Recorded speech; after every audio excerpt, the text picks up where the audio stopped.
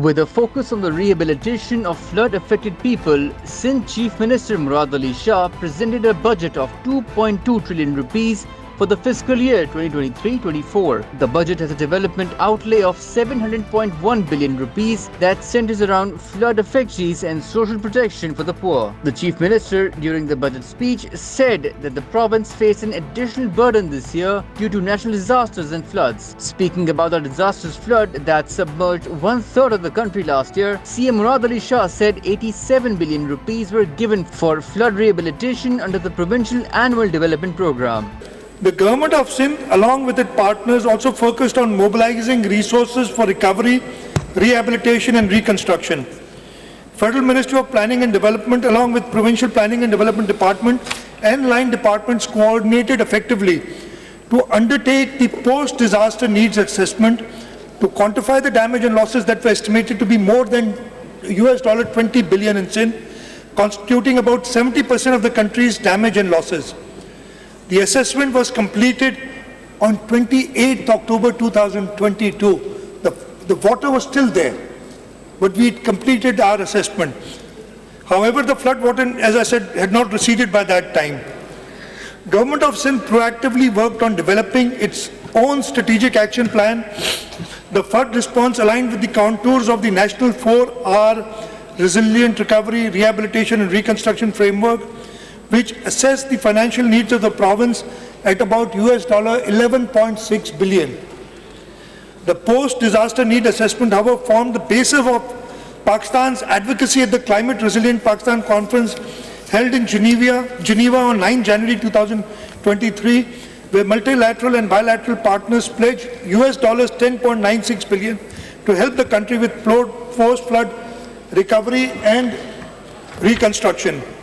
Even though we reoriented about rupees 87 billion of the provincial ADP towards flood rehabilitation, the substantial financial gap in meeting the reconstruction needs remained. In a relief to government employees, CM Murad Ali Shah announced a 35% increase in the basic salary of employees grade 1 to 16 and a 30% increase for employees of grade 17 and above. The minimum wage has been increased from 25,000 rupees to 35,550 rupees. Meanwhile, other ad hoc relief would be the same as has been announced by the federal government. Keeping in view the law and order situation of the province, CM Murad Ali Shah said that the Sindh government has carefully prioritized the allocation of funds, keeping them at 143.568 billion rupees for the next financial year.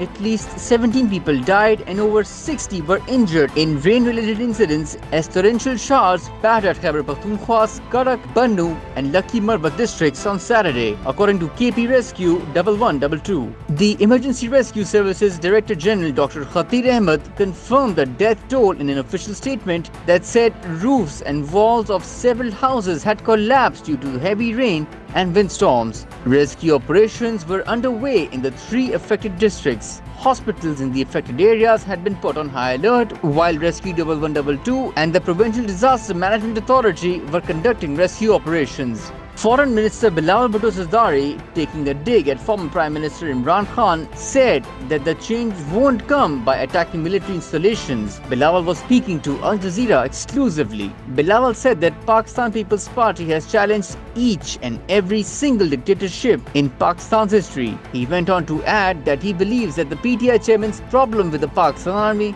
began in April last year, when the establishment decided that they would not be involved in politics and would not take sides. With the majority of Pakistani citizens want the Pakistan Army to remain apolitical and not intervene in the politics of the country, and a majority of the people of Pakistan are deeply offended by the actions that took place on May 9th, where Mr. Khan encouraged his supporters to attack army installations in Pakistan, the Corps Commander House in Lahore, the General Headquarters in Rawalpindi, and many military installations. Such an attack has never taken place by any political party in the history of Pakistan. And now, those who were involved in these attacks on our military installations must face the consequences of the law of the land. But you must agree, and you've almost said it yourself, the Pakistani army does have an outsized influence in Pakistan. That cannot continue the way it is, surely. A change has to come. Absolutely. But we are the ones who have, not from today, but for generations, been struggling for that change. We don't believe that that change comes overnight. And we don't believe that change can come by attacking military institutions in the country. The only way that change can come would be for democratic forces and civilian institutions such as parliament to take their place within Pakistani society and exert themselves.